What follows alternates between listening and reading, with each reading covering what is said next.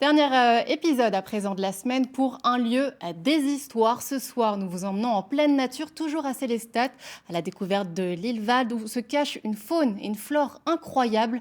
Le reportage est signé Louise Pezzoli, Marie-Christine Lang et Stéphanie Tessier.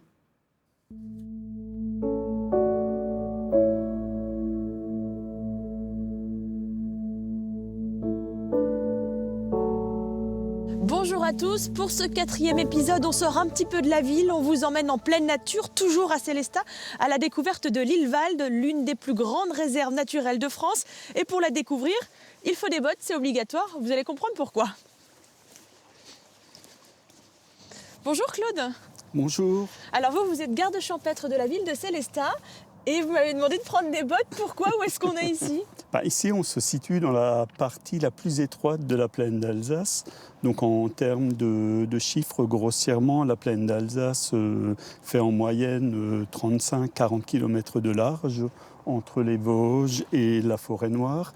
Ici, cette distance est réduite de moitié. Ça fait un goulot d'étranglement naturel où l'île traverse la forêt, d'où le nom Ilvald, mais on oublie que dans l'île, en amont, se jette toute une série de cours d'eau orinois qui récupèrent quasiment toute la flotte qui vient depuis le Markstein, le Schnepfenried.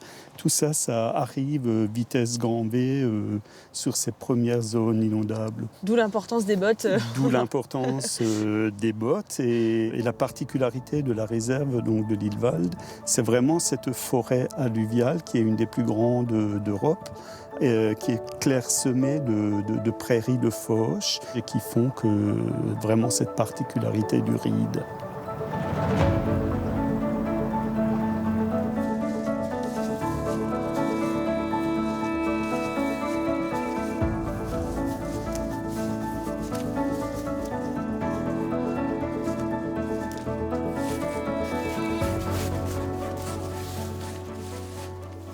Il est vraiment incroyable cet arbre, Claude. Oui, c'est le plus gros de chêne de l'île Vald. On pense qu'il a été planté encore sous le règne de Louis XIV. Ouais. Et là, il faudrait quoi? 4 personnes? 4 et demi. Ah ouais, quand même. Claude, du coup, pourquoi l'île Vald est une réserve exceptionnelle?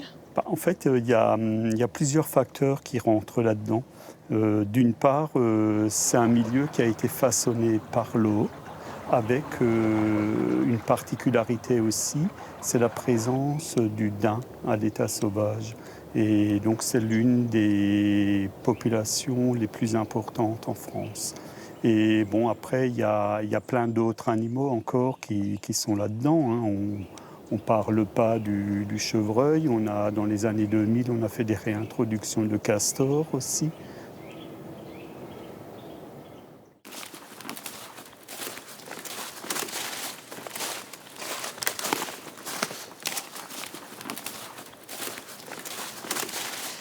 Voilà, c'est ainsi que s'achève notre série Un lieu des histoires au milieu des arbres. J'espère que cela vous aura plu et je vous dis à très vite.